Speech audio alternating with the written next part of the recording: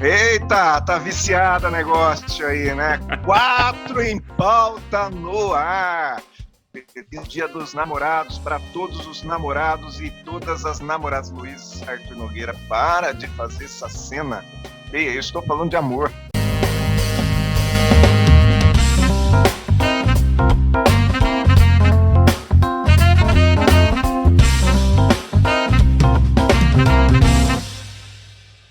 Quatro em pauta no ar. Eu aqui de Jundiaí, da minha casa em Jundiaí, na Avenida 9 de Julho. Luiz Arthur Nogueira tá onde, meu caro? Grande Aguinaldo, novamente no meu QG, na quarentena interminável em São Paulo. E você, Maurício?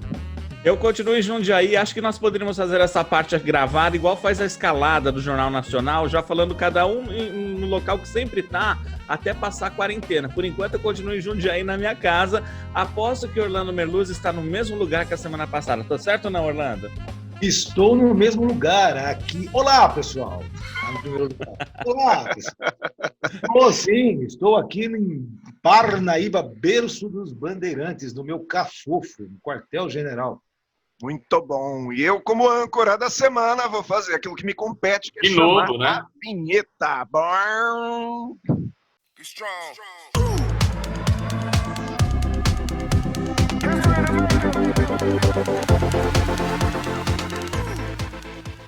Concorda ou discorda? Estamos aqui hoje com uma pauta quente.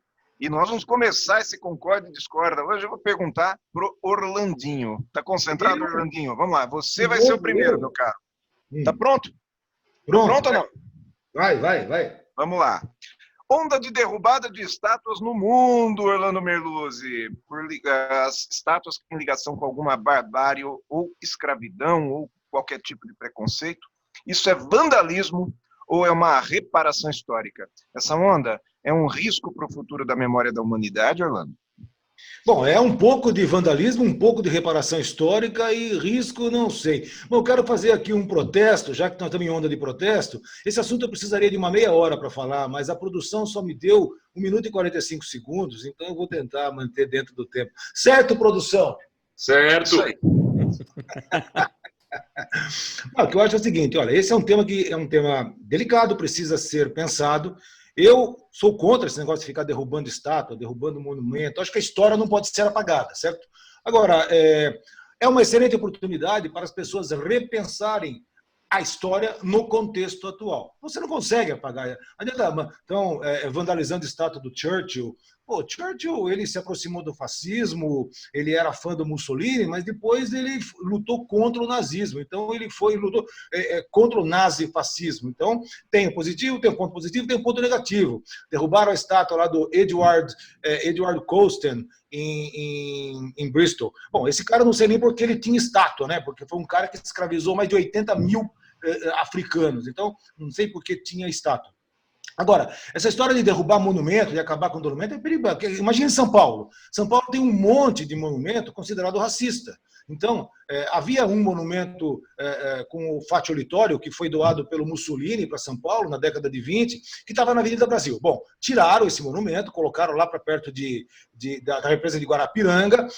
Tivemos aqui governo locais de esquerda, de direita, não destruíram o monumento, mudaram. Né? Agora, vão por acaso derrubar o monumento às bandeiras, ou empuxa-purra lá, que fica na frente do Ibirapuera? Aquilo, dentro desse contexto, é um monumento que teria que ser questionado, do Vitor Brecheret. Vão derrubar? Tem um monumento lindíssimo lá na praça, no pátio do colégio, na Praça Duque de Caxias, porque eu acho que não tem que derrubar monumento, não tem que derrubar estátua, mas você tem que fazer, no contexto, repensarem o porquê que elas estão lá, qual foi o motivo da história. Eu ouvi agora que o HBO tirou do streaming o filme O Vento Levou. Bom, tem sentido? Tudo bem, agora disseram que vão voltar, colocando no início do filme os dizeres, explicando esse é um filme racista, blá, blá, blá, blá, blá. Mas deu o Oscar à primeira atriz negra nos Estados Unidos. Então tudo tem que ser reestudado, reanalisado. Agora, derrubar monumento por causa disso é querer apagar a história. Isso eu acho que não deveria, tá? Isso eu acho que não tem muito sentido, não. Dois concorda. Luiz, conta para mim aí, por que você discorda de mim? Porque é a sua opinião, né? Daí naturalmente eu discordo dela. Não, na verdade, você viu que a maior parte do tempo eu fiquei na dúvida, fiquei no talvez, né? Porque é um tema polêmico. É claro que, assim, a derrubada da estátua, do ponto de vista da violência, da destruição de um patrimônio público, é óbvio que eu sou contra e acho que aqui ninguém vai dizer que é a favor de algo que se quebre. Eu acho que o que eu queria debater aqui é a possibilidade da sociedade sim repensar, conforme ela vai evoluindo, se aquele monumento que simboliza algo que hoje, com a evolução da sociedade, possa parecer preconceituoso, possa parecer racista, não faça mais sentido para os novos ideais de uma sociedade evoluída, sim, a sociedade tem que debater e tirar aquela estátua. Insisto, não é destruir a estátua, não é o vandalismo pelo vandalismo, é ter o direito de repensar a história. Mas eu reconheço que isso é muito polêmico. Eu vou dar um exemplo de que não foi uma derrubada de estátua, mas aconteceu em São Paulo. Eu não sei se vocês se lembram, eu tenho 42 anos. Durante 40 anos da minha vida, o tal do Minhocão, todo mundo já ouviu falar, o elevado, sempre foi elevado Costa e Silva, né? Presidente militar. Aí veio um governo de esquerda e mudou o nome para elevado João Goulart. Isso é a mesma coisa que derrubar uma estátua. Do ponto de vista de rever a história, do ponto de vista ideológico, é a mesma coisa. E eu achei que foi até autoritária a mudança. Eu não estou aqui defendendo o governo militar, não é isso. Mas a minha vida inteira, o elevado se chamou elevado Costa e Silva. De repente mudou para elevado João Goulart. Quer dizer, saiu da direita e foi para a esquerda. Será que isso é correto? Isso foi debatido com a sociedade? Foi a Câmara Municipal. Ok, é verdade, a Câmara Municipal, em tese, representa a sociedade. Mas será que a gente pode mudar o nome de uma avenida e do oposto para o oposto, de um lado para o outro? E tudo bem, a sociedade acha normal isso. Então, é nesse quesito, eu acho que sim, a sociedade tem o direito de debater o assunto, mas derrubar a estátua do ponto de vista da destruição, claro que eu não concordo.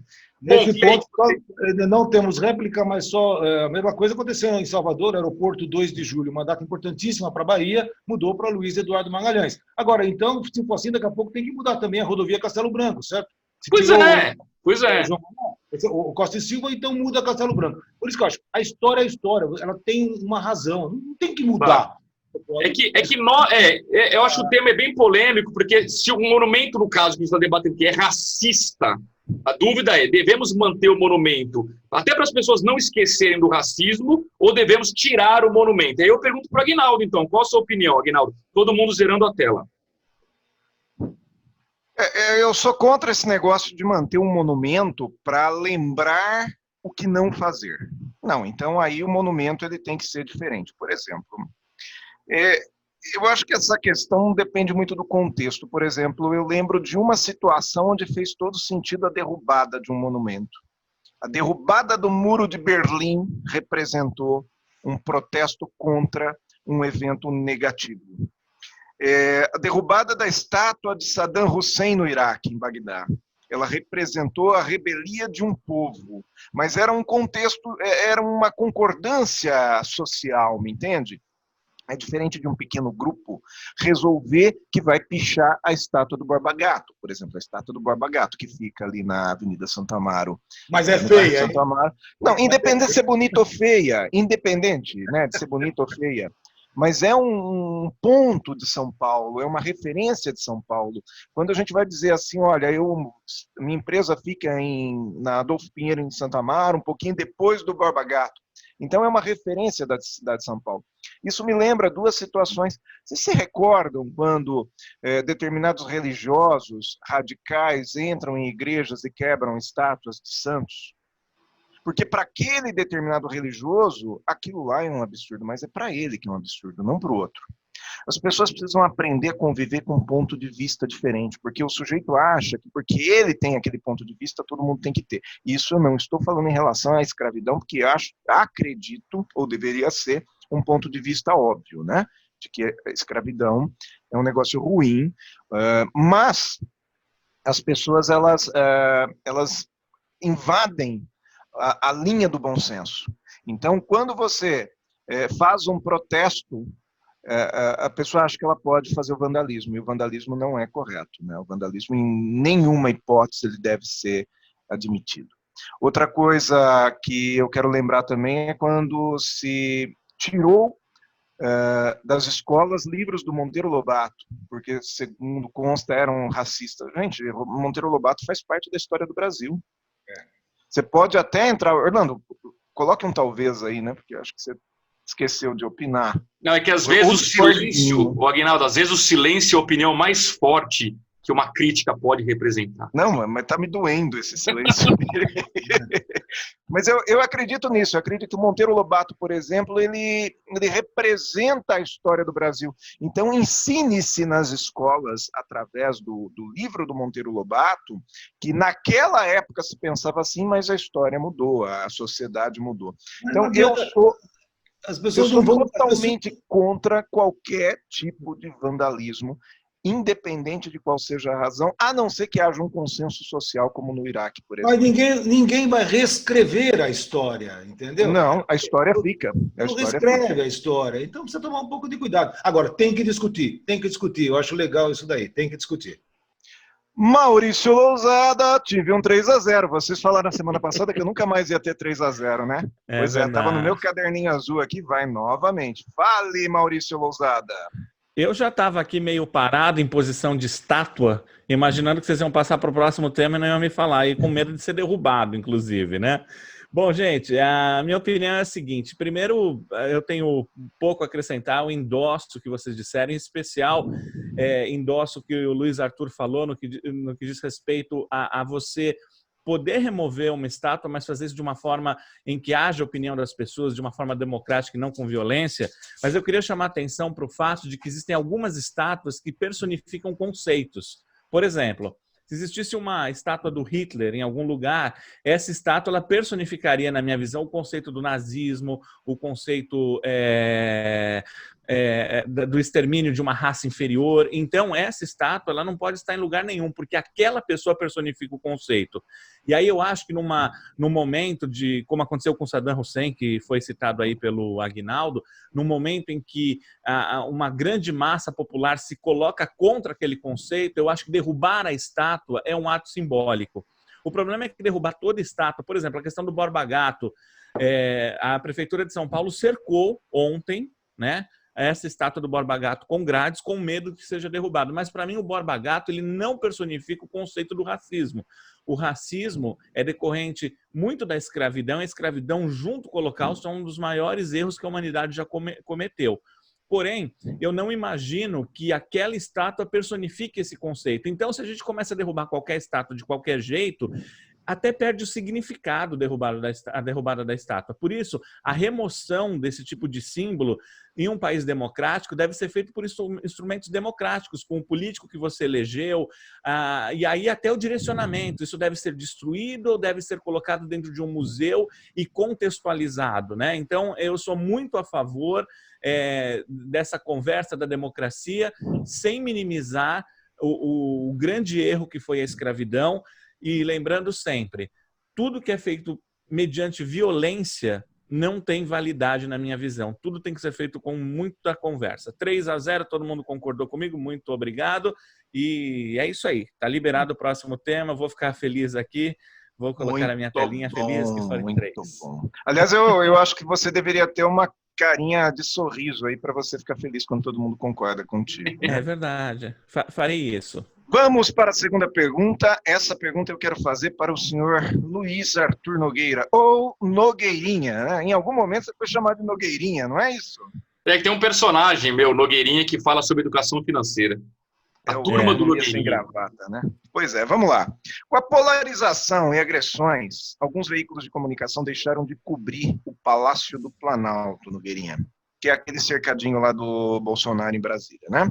Por não se sentirem seguros. E você é jornalista, por isso que eu vou direcionar essa pergunta para você.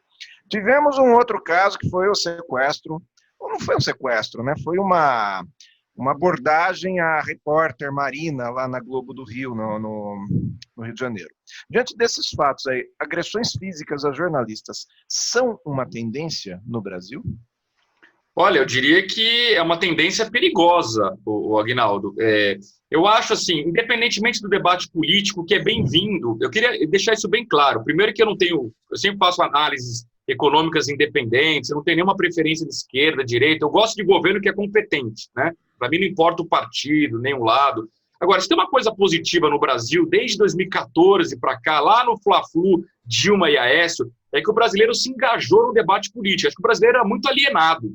Aliás, isso nos diferenciava em relação aos argentinos, que sempre foram às ruas, bateram panela. O brasileiro era oba-oba, carnaval, né? De repente, as pessoas se engajaram. Isso é bom. Agora, transformar esse engajamento político, esse bom debate político em guerra virtual, guerra de fake news e agora agressões a jornalistas é um retrocesso absurdo. Então, respondendo de forma bem objetiva, sim, os jornalistas hoje, em particular de veículos que claramente têm uma posição definida política, eles correm risco de agressões físicas, né? Já passou do limite da agressão verbal, já passou do limite da agressão virtual nas redes, das ameaças, e agora está virando questão física, a ponto de órgãos de imprensa, como você bem destacou, Aguinaldo, deixarem de fazer uma das coberturas mais importantes, que é ouvir o presidente da República na porta da residência dele, no caso, o Palácio da Alvorada. É muito triste isso. Agora, a gente até pode, num programa futuro, debater aqui se os veículos de comunicação deveriam ter posição política, né? Ou se essa posição política dos veículos não deveria ficar restrita a editoriais, e se a cobertura jornalística do noticiário deveria ser isenta. Esse é um outro debate. Agora, daí usar isso, um posicionamento político da emissora, para agredir o jornalista, que é apenas um profissional, que está ali exercendo um trabalho dele e que nem sempre concorda com a posição política da emissora para a qual ele trabalha, é lamentável, é um retrocesso, e a resposta é sim, a sociedade brasileira está perdendo a racionalidade e está partindo para a agressão a jornalista, o que seria um enorme retrocesso, na minha opinião. Vejo aqui que vocês três concordaram, então eu queria começar com o Maurício, que no fundo é o nosso grande especialista em comportamento humano. Maurício, o que leva uma pessoa a sair do campo da agressão verbal, da agressão virtual e partir para a coragem de uma agressão física? Perfeito. Luiz, primeiro eu queria dizer que os meios de comunicação, eles são, todo mundo sabe disso, mas acho que é importante reforçar, um dos instrumentos mais importantes para a democracia. A partir do momento em que você tem a possibilidade de levar informação para as pessoas, você tem uma forma de fazer com que a opinião pública possa entender o que de fato está acontecendo. Eu acho que a grande questão é o que você falou, é o posicionamento ou o pretenso posicionamento de algumas emissoras no que diz respeito à posição política. Veja só, quando há cobertura de guerra, quem está de azul? Geralmente é as Nações Unidas, né, que são tropas para manutenção de paz, os famosos capacetes azuis, e as emissoras de TV, que tem aquele colete azul, exatamente por quê? Porque nenhum lado nem outro deve atacar um membro de uma emissora de TV. É uma forma de você se neutralizar. Exatamente porque naquele momento essas emissoras elas são neutras, deveriam ser neutras na cobertura. O que acontece hoje, o que faz uma pessoa partir para agressão física, não é o que ela imagina que aquele repórter vai publicar amanhã, é a raiva que essa pessoa tem sobre o que ele publicou ontem ou sobre aquela emissora publicou ontem, não o repórter especificamente. Só que naquele momento eu olho para aquele repórter e eu vejo naquele repórter a emissora de TV, então ou de rádio ou o jornal. Então no momento em que eu ataco aquele repórter, na minha mente, eu estou atacando o veículo, só que a agressão física é sofrida pela pessoa. O que faz as pessoas terem essa atitude? O fanatismo, a percepção de que aquilo que não me agrada não deve ser publicado, a percepção de que tudo aquilo que é colocado contra a minha ideia faz com que outras pessoas ganhem força contra mim. Por exemplo, se eu sou a favor de um determinado governo e conheço 20 pessoas que são contra, no momento em que um meio de comunicação fala algo contra, dá força para essas 20 pessoas falarem comigo. É como num jogo de futebol. Sabe aquela brincadeira que o santista e o palmeirense, por que o cara não gosta de perder o jogo? Não é nem só porque não perde, porque o amigo dele do time contrário vai ficar lá atazanando ele. E as pessoas fizeram da política um grande fla-flu. E o resultado disso é que as pessoas se sentem agredidas pelos meios de comunicação que estão dizendo a verdade, independente das suas versões, e querem atacar os meios nas pessoas que levam e que vão buscar essa mensagem. Eu acho que nós temos 2 concordando e 3 agora indo para o caminho do concordar. Muito obrigado. E eu então peço a você, Orlando, agora, que foi o último a ativar aí o seu concordo, que possa dar a sua opinião sobre esse assunto. Minha opinião Zerando a tela.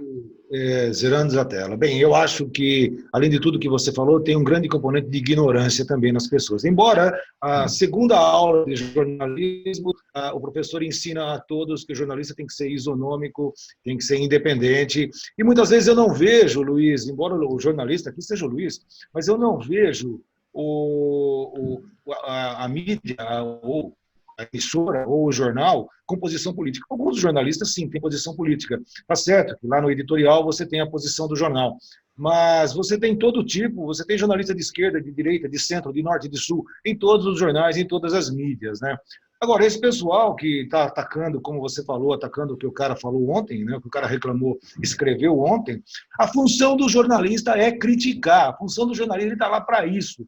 Ele está lá para.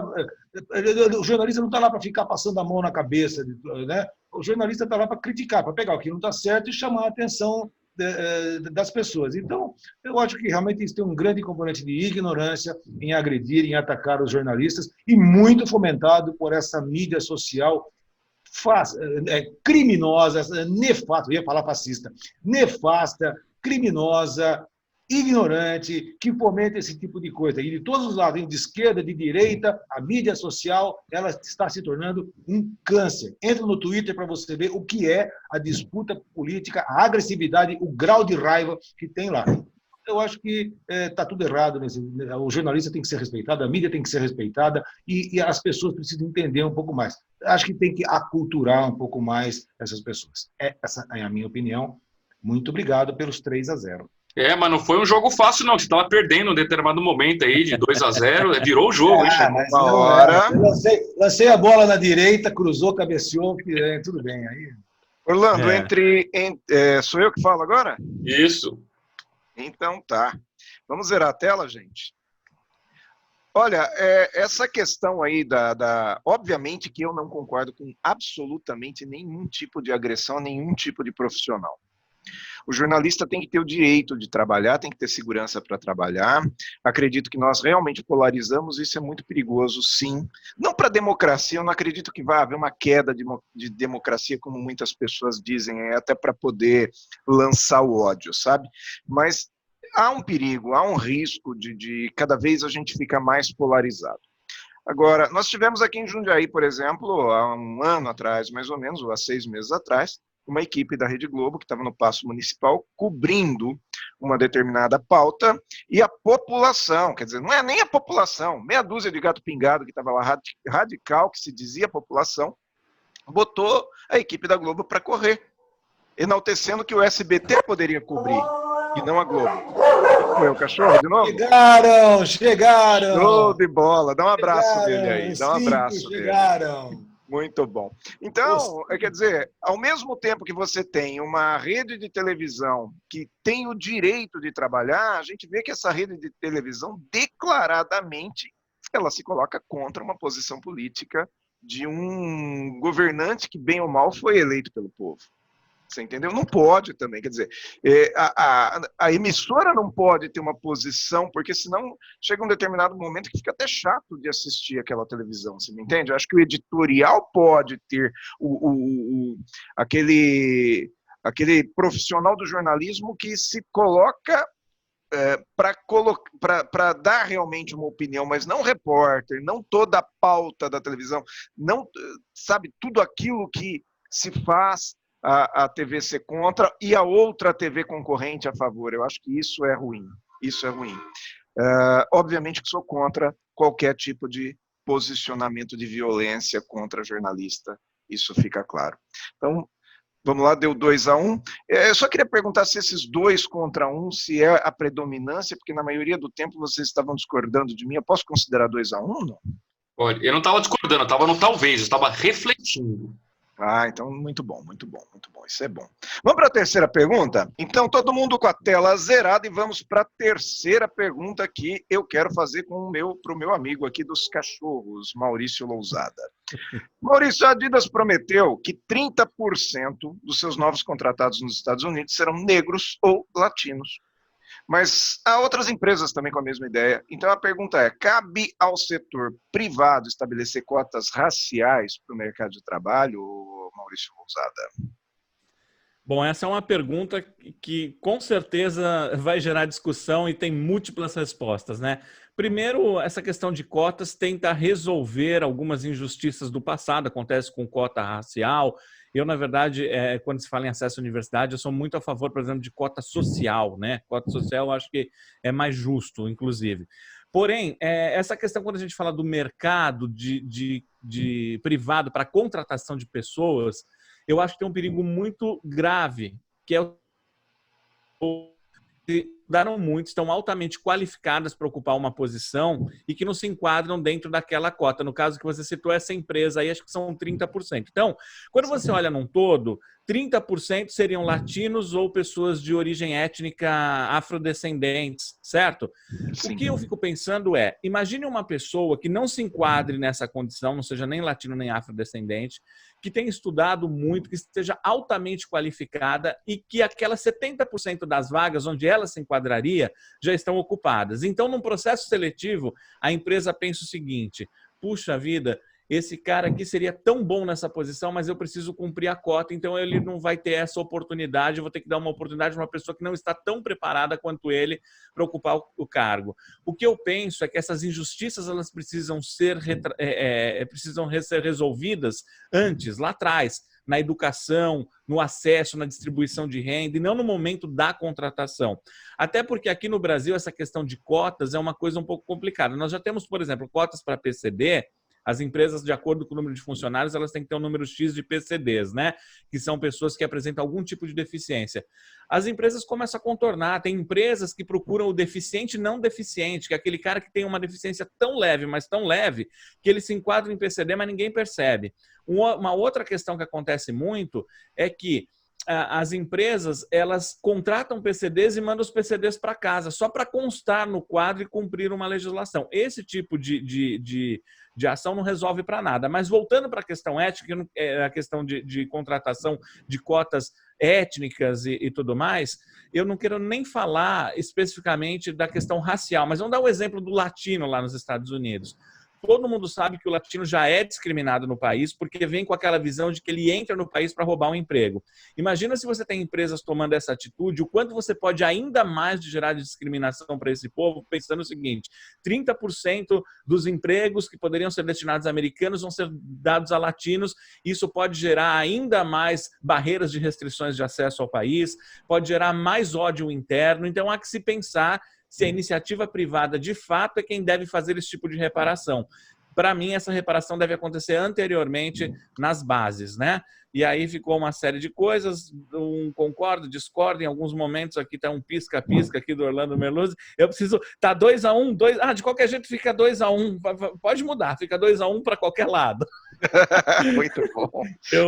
Comenta? Quem comenta é quem discordou, Luiz Arthur Nogueira, por favor. Não, é interessante essa posição do Orlando, vamos limpar a tela aqui, porque eu vou discordar concordando, que é um negócio meio maluco, acho que é inédito aqui na história do programa. Por que discordar concordando, Maurício? Porque eu concordo com você que a gente tem que resolver o problema na origem, né? E a origem, para mim, é o seguinte: o dia que a sociedade, no mundo inteiro, der condições de igualdade, que começa pela educação, para que negros, brancos, amarelos, azuis, abóboras concorram igualmente entre si, você não precisa ter cota nenhuma. Então, nisso eu concordo. Agora, eu vou discordar no hoje, porque a gente está debatendo a decisão da empresa de hoje estabelecer uma cota racial de 30%. E eu acho que ela é necessária, porque para a gente resolver o problema na origem, que é a educação, a gente vai levar 10, 20 anos para colher os frutos no futuro do mercado de trabalho. E não é justo com essa geração que não teve essa igualdade de educação, que não tem igualdade de oportunidades, simplesmente dizer: olha, como eu vou corrigir o problema lá atrás, hoje você no mercado de trabalho, você já dançou, eu vou botar 100% de brancos na minha empresa, porque eles são mais competentes do que você está fora do jogo. Então eu acho que a cota racial ela é importante, ou social, como você disse, ela é importante para fazer a transição entre o cenário de hoje, que é injusto, e o cenário de amanhã, que a gente quer torná-lo justo. Tá? Então, ela seria por tempo determinado, seria algo temporário, com prazo para acabar, mas até que se resolva o problema. Como eu não acredito na humanidade e não acredito que a gente vai resolver esse problema, talvez essa cota será permanente. Infelizmente, lamento profundamente. Do mesmo jeito... Ô, Luiz, Oi? desculpa, só quero te fazer uma pergunta. Claro. Para essa pessoa, por exemplo, que está qualificada e ela não pôde ocupar a vaga, isso também foi uma injustiça. Eu te pergunto, vale a pena gerar uma injustiça a partir de uma injustiça? Concordo que pode haver uma injustiça, excelente pergunta, Maurício, mas ela é uma injustiça relativa pelo seguinte sentido, porque ela teve 70% das vagas para disputar. Se ela não conseguiu estar nos 70%, será que ela é tão competente assim mesmo? Ela precisava de um pouco mais para estar apta àquele cargo? Mas isso valeria se todas as vagas fossem disputadas no mesmo momento. As vagas são disputadas ao longo do tempo. Sim, mas assim, ô Maurício, cá entre nós, vamos falar a verdade aqui, não tem ninguém assistindo o Quadro em Pauta mesmo. Quando uma empresa diz que vai colocar 30% de vagas para uma parcela da sociedade que claramente teve problemas educacionais, você acha que esses 30% vão estar nas vagas mais qualificadas ou nas menos qualificadas? Mas eu acho que há pessoas qualificadas em todos os segmentos. E aí, então, vem uma outra pergunta aqui, né? Acho que está virando um programa de debate. Nessas vagas menos qualificadas, será que necessariamente você precisa de uma cota, já que as pessoas que não tiveram estudo, teoricamente, estão dentro dessas etnias, então elas estão aptas a ocupar essas vagas que são menos qualificadas? Perfeito. Isso só reforça o meu argumento. Quer dizer, se nem as vagas pouco qualificadas são ocupadas pelos negros lá nos Estados Unidos, que é o exemplo concreto, então significa que o preconceito é tão grande que até para as vagas menos qualificadas as empresas não contratam os negros. Olha que absurdo. Porque fatalmente a empresa em questão, aí, que no caso o exemplo da Adidas, fatalmente ela tem 30% de vagas menos qualificadas. E por que os negros não estão nesses 30%? É mais grave do que parece. Mas vamos encerrar o assunto aqui. Chama o Orlando. Orlando, você está discordando? Tá bom, seu argumento foi bom. Gostei desse argumento final aí. O Orlando parece um semáforo, ele pisca. Concorda, discorda? Então fala, Orlando. Não, vamos lá. Primeiro que uma empresa... Olha, empresa tem função social, ok? Mas empresa não é entidade beneficente. Então, a questão, a empresa, se tem qualificação, entra. Se não tem qualificação, não entra. Business is business. Agora, você não adianta colocar a cota, cumprir a cota com as tarefas ou as funções menos qualificadas, se você não tem essa mesma cota no conselho, na diretoria, na parte da gestão. Então, o que eu acho é o seguinte, concordo com o começo da frase do Luiz, quando ele fala que o problema está na base, está na educação básica, tem que resolver o problema lá. Entendeu? Esse negócio de cota é perigoso, porque você gera falcatrua. As universidades, o que tem de falcatrua, de gente se declarando negra, e você olha lá, a pessoa parece um nórdico. Né? Então, precisa tomar um pouco de cuidado com isso. Eu acho que não é função da empresa. A empresa tem função social, sim. Tem que pagar os impostos, tem que cuidar da sociedade, de outra forma. Mas, na hora da operação, para fazer as coisas acontecer, business is business. Então, essa é a minha posição. Muito bom, quanto que deu aí? Eu fiquei no talvez, mas eu vou concordar com você aí, tá? Obrigado, 2-1. De nada, meu brother. 2-1. O Aguinaldo estava como talvez, você computou como voto, você vota com eu tenho que finalizar aqui, tá certo, Orlando? Ele tem que contar. Tem uma virada épica aí, né? Bom, deixa eu falar aqui para vocês agora. Eu concordo com... Vamos zerar as telas? Zerando as telas. Eu concordo com a maioria da fala do Maurício, quase que na totalidade. Discordo quase a totalidade também do Luiz Arthur. Eu entendo o seguinte, eu entendo que as coisas deveriam ser resolvidas lá atrás, sim. O que foi? Deveriam ser reduzidas lá atrás, sim. Tá? Acredito que a empresa tem um papel social, como diz o Orlando, que são os stakeholders, né? Todos aqueles que fazem parte da sociedade em volta da empresa, e que a empresa ela pode sim, já que ela quer investir no povo, contra o preconceito, quer investir no povo latino, na população negra, ofereça condições, ofereça escola. Uma empresa como a Adidas, por exemplo, ela pode oferecer escola, ela pode patrocinar realmente uma educação social para esse povo que supostamente, e aí eu acredito que é, menos favorecido. Agora vai dizer, puxa, vai demorar 10 anos. As coisas demoram 10 anos, Luiz Arthur. Sabe, a sociedade, muitas vezes, ela demora uma geração para corrigir um erro. Vamos voltar a falar de escravidão, levou 100 anos para se corrigir isso de uma maneira razoável hoje na sociedade. Razoável, ainda não está boa. Então, faz todo sentido, já que você quer resolver esse problema, invista na educação, em cotas sociais, eu acho que faz sentido.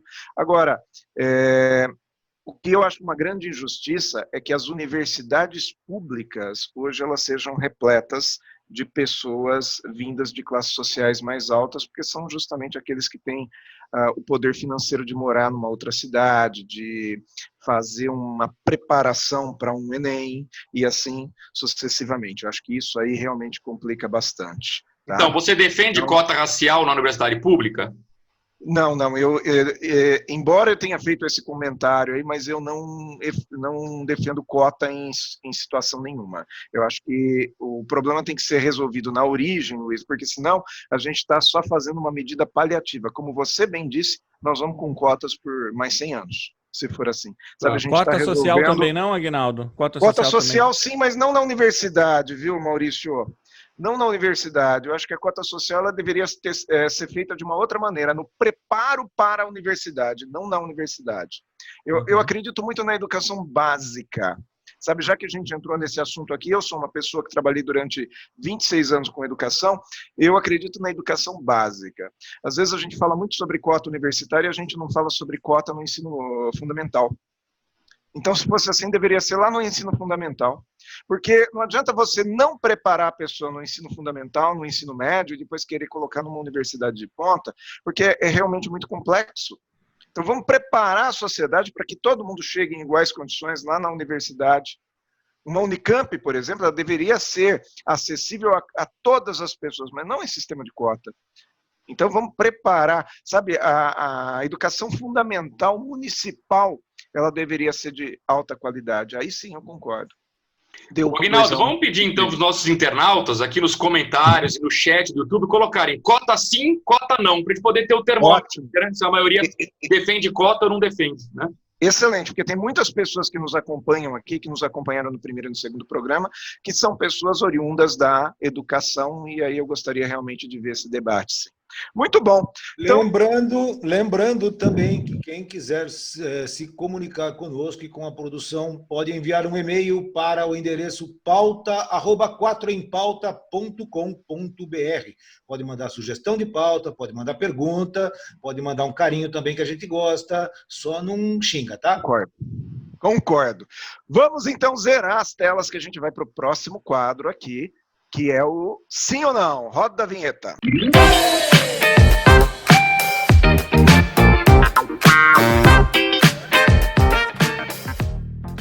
Estamos aqui no Sim ou Não e eu já vou captando aqui uma pergunta dos nossos internautas. Convido aos meus colegas aqui que já busquem também perguntas aí no nosso e-mail. Mas tem uma aqui que veio da semana passada. Foi uma pergunta feita pelo Paulo Junqueira de Franca, pelo Alexandre Costa Curta de Jundiaí, que aí foi reforçado pela Juliana Ferreira de São Paulo e pelo Artemo Sandrini, e vai reforçada por mim também. A pergunta é para o Luiz Arthur Nogueira. Luiz Arthur, por causa do distanciamento social e da pandemia, as eleições municipais desse ano deveriam ser adiadas para o ano que vem? Sim ou não, Luiz Arthur? Essa foi a pergunta do programa passado que eu coloquei não e vocês três colocaram sim, né? E no chat lá do YouTube, as pessoas ficaram curiosas para saber a minha opinião e eu manter o suspense. Por que eu fui o único que falei não? Então, eu vou tentar argumentar rapidamente aqui. Em primeiro lugar, do ponto de vista jurídico, é uma maluquice transferir a eleição para o ano que vem e estender o mandato dos prefeitos. Do ponto de vista legal, ia dar um rolo danado, mandato tem data para começar, tem data para terminar, então ampliar mandato é uma loucura, esqueçam isso de forma alguma. Em segundo lugar, porque eu acho que dá para a gente ganhar um pouquinho de tempo ainda esse ano. As eleições são em outubro, primeiro e último domingos de outubro. Você pode simplesmente colocar o primeiro turno na metade de novembro, segundo turno no começo de dezembro, e com isso você ganhou 1 mês e meio aí para acalmar a pandemia. Nós estamos em junho ainda, né? Achar que a gente vai chegar em novembro com os casos explodindo, bom, aí realmente nós como país falimos no combate à pandemia. Mas o meu principal ponto é, qual foi o argumento que vocês usaram para dizer que sim, deveria adiar para o ano que vem as eleições? É para não ter aglomeração no dia da votação, certo? Muito bem. Eu acho esse argumento lógico, perfeito, mas, assim, a gente acabou de reabrir o comércio. Teve aglomeração na 25 de março. Quer dizer, aglomeração na 25 de março pode. Na urna não pode? Qual é a diferença? Eu queria entender qual é a diferença. As pessoas têm que entender o novo protocolo, né? Máscara, álcool gel, distanciamento. Aí alguém falou assim, imagina nas escolas lá, vai ter fila para votar. Aí a minha sugestão é sendo propositivo, né? Atrasa um pouquinho a eleição para novembro e dezembro. Vamos fazer cada turno em 2 dias. Para que concentrar toda a votação no único domingo? Faz sábado e domingo, né? Das 8 da manhã às 7 da noite, horário ampliado. E para todo mundo ir ou no sábado ou no domingo, divide a população. CPF que começa com 1, 2, 3, 4, 5, vota no sábado. CPF com 6, 7, 8, 9, 0, vota no domingo. Quer fazer melhor? Coloca que das 7 às 9 da manhã é horário exclusivo para grupo de risco votar, pessoas acima de 60 anos, como os mercados estão fazendo, horário exclusivo para os idosos votarem. Ou seja, tem um monte de formas da gente diluir a votação, preservar o grupo de risco e não precisar adiar para o ano que vem uma eleição, porque o principal problema não é o adiamento da eleição, é que ao fazer isso você tem que estender o mandato de quem já tem. Isso é polêmico do ponto de vista jurídico, então eu evitaria. Acho que eu converti o Maurício aqui, né? Eu continuo discordando de você, mas não tem réplica. O Maurício está no mudo. O Maurício está no mudo. Agora eu voltei. Mas, de fato, eu gostei muito dos seus argumentos e me fez ver de um outro ângulo, acho que faz muito sentido. Realmente, eu mudei minha opinião. Então, agora ficou melhor ainda, ficou 2-2, né? Ótimo. Aqui não tem réplica, então... Olha a cara de decepção dos outros dois. Não, eu tô pé da vida contigo. Nenhum. Você é volúvel. Vamos lá. Aguinaldo, vamos pedir para os internautas colocarem também nos comentários adiar sim ou adiar não, né? O que as pessoas querem. Se as pessoas concordam comigo, o Maurício coloca adiar não. Se concordam com o Aguinaldo, com o Orlando, coloca adiar sim, né? Muito bom, muito bom. Vamos lá, quem capta uma pergunta aí? Eu captei uma aqui, olha, deixa eu fazer aqui a pergunta. Essa pergunta, Maurício, ela pode vir pelo pauta@4empauta.com.br. Me ajuda aí, Orlando. pauta@4empauta.com.br. Isso aí. Passamos uma semana decorando esse negócio aí. Vamos lá. Aliás, a pergunta é para você, Orlando, da Analice Bueno. Posso mandar aí? Quem é? Como ela chama? Analice, tudo juntinho. Analice. Tudo juntinho, sobrenome também, não? Não, sobrenome é separado, é Bueno. Já pensou a pessoa chamar Analice Bueno tudo junto? Não ia dar muito certo. Mas aqui a pergunta, ó. Sem controle de surto da Covid-19 no país, os brasileiros serão impedidos de entrar na União Europeia. O Brasil vai ficar de fora da primeira lista de países que poderão voltar a entrar nos 27 países do bloco, da União Europeia. A imagem ruim do Brasil no mundo pode afetar os investimentos estrangeiros aqui no país, Orlando? Sim ou não? Não vai afetar, porque quem investe no Brasil, não investe no Brasil porque o Brasil tem mercado. Aqui existe mercado consumidor. Ninguém investe no Brasil porque o país tem grau de investimento das agências de risco ou não. Ninguém, olha lá, o Luiz está discordando, mas ele está discordando por princípio. Mas quem tem que... De novo, aquilo que eu falei, negócio é negócio, meu amigo. O Brasil tem mercado, o mercado consumidor é o maior da América Latina, é 75% do mercado consumidor na América Latina. Quem vai deixar de investir no Brasil? Não vai investir. Agora, que a imagem do Brasil está pior do que estava antes, muito pior, isso sim, isso é uma coisa que nós temos que nos preocupar. Mas não vai afetar os investimentos, não. Na realidade, os investimentos no mundo estão olhando de forma diferente todos os países. Os investimentos no mundo estão revisando os seus conceitos, mas não vão deixar de investir onde tem mercado. Aliás, o Brasil tem mercado e o Brasil tem segurança jurídica, na minha opinião. Portanto, não afetam os investimentos. Orlando, não tem réplica aqui, mas a semana que vem eu já sei qual vai ser a pergunta para o Luiz Arthur Nogueira. Ele está sacaneando aí. Vamos voltar às telas aí. É interessante porque... Tem alguma perguntinha? Não, o Luiz, ele concorda comigo, mas ele está sacaneando. Não concordo, não. Assim, só essa última frase do Orlando, para mim, já bastou. O Brasil tem segurança jurídica. Eu acabei de lembrar do Supremo Tribunal Federal. Não preciso nem argumentar. Vamos lá, próxima pergunta. Quem faz a próxima pergunta? Orlandinho, tem alguma pergunta aí, filho? Tem uma pergunta aqui. Manda aí. Tem uma pergunta aqui pro meu amigo Maurício, da Tânia Moraes, de Bragança Paulista. Aliás, vocês público fizeram feminino, um hein? acordo aí? Maurício, Orlando. Como é que é o negócio aí? A pergunta é para ele. Coincidiu aqui, ó. Muito obrigado. A pergunta é para ele. Pô. Maurício, após a liberação e a flexibilização, a Argentina pode voltar à quarentena. Foram, blá, blá, um monte de casos aí, mais de 1.000 casos em um dia. E o presidente Alberto Fernandes cogita o retorno à quarentena rigorosa na região metropolitana de Buenos Aires. Bom, nós temos aí, tivemos aí uma abertura agora, recente, Paris, com os cafés lotados, né? Parece que veio aqui São Paulo, filas e filas para entrar no shopping, um negócio insano, né?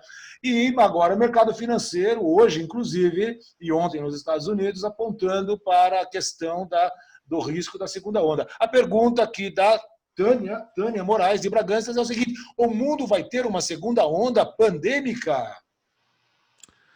Bom, essa é uma pergunta que acho que é a pergunta de $1 milhão, né? Todo mundo gostaria de saber se o que vai ter uma segunda onda vai. A gente precisa saber em que nível de intensidade essa onda vai acontecer.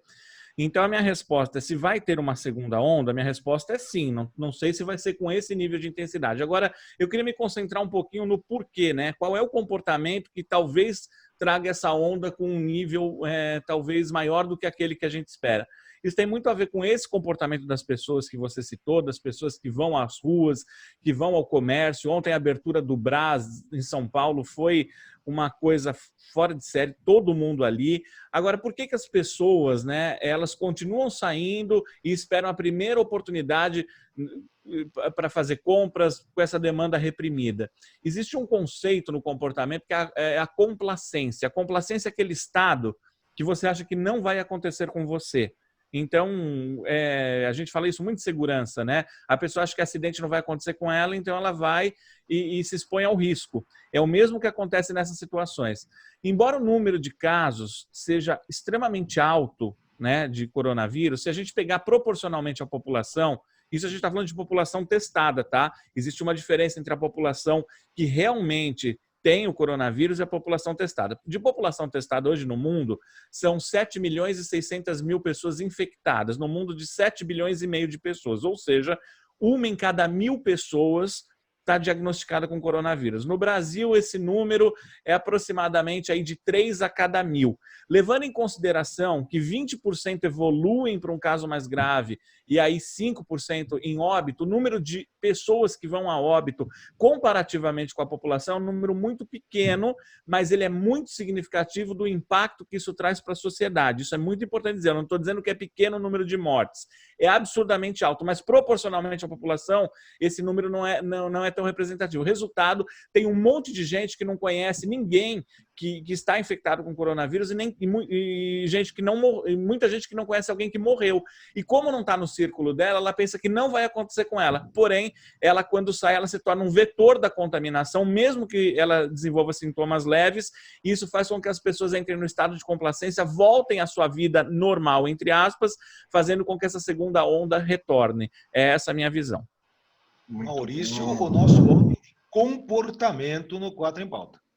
Muito bem. Perfeito. Quem mais tem uma pergunta? Eu tenho uma última aqui.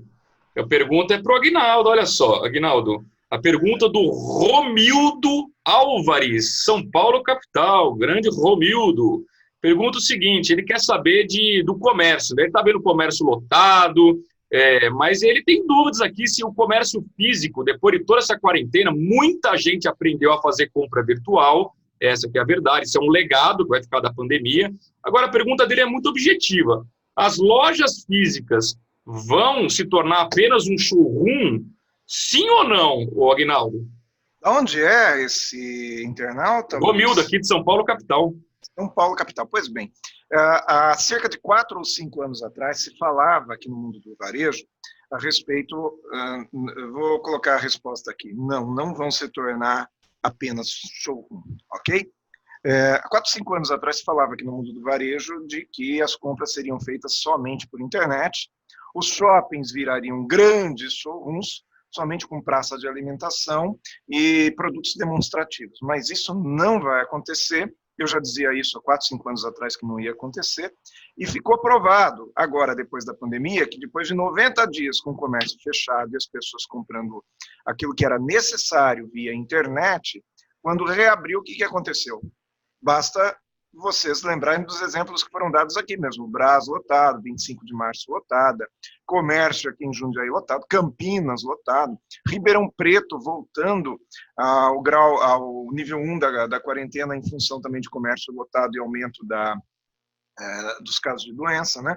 Mas por que isso acontece? Porque a população, existe uma parte da população que não tem a ver com geração, e sim tem a ver com personalidade, gosta de pôr a mão. Se a gente for avaliar, existe o cidadão que ele é visual, auditivo, sinestésico, isso interfere também no hábito de compras. Então, a gente estuda isso quando vai lidar com o varejo, na hora de como colocar os produtos expostos em loja. Então, é óbvio que nós vamos aumentar o número de pessoas que compram via internet. Existe, sim, uma parcela da população que aprendeu a fazê-lo. Existe uma parte da população que já comprava pela internet, existe uma parte da população que aprendeu a comprar agora e vai continuar comprando, mas, significativamente, as pessoas vão voltar para o comércio físico, sim, para as lojas, para o Bom Dia e para o contato físico, isso é evidente. Finalizamos então aqui o nosso sim ou não, agradecer todos os internautas aqui, os vários internautas que mandaram e-mail para o nosso 4 em Pauta, e vamos para a vinhetinha que agora nos resta a dica da semana. Vinheta.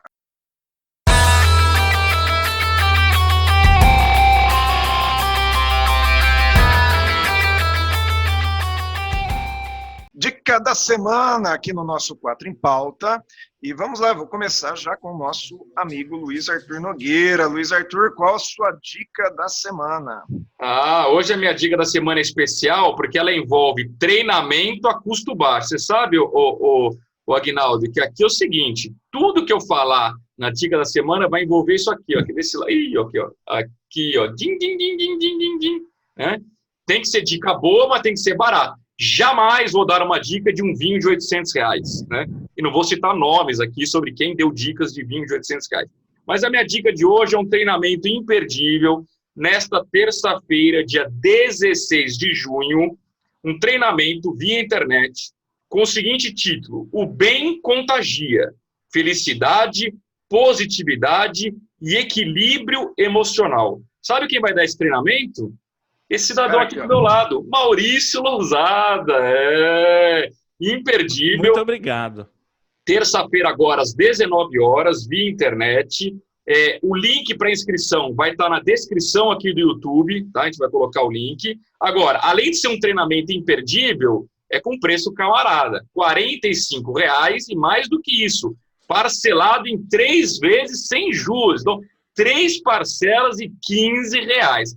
Aí sim, aí cabe no bolso, né, Maurício? Aí recomendo, então, do ponto de vista do cofrinho, 3 parcelas de 15 cabe, e é um enorme, um incrível treinamento para a gente aproveitar essa quarentena e sair mais capacitado. Então, não perca esse treinamento do meu amigo Maurício Lousada. Essa é a minha dica da semana.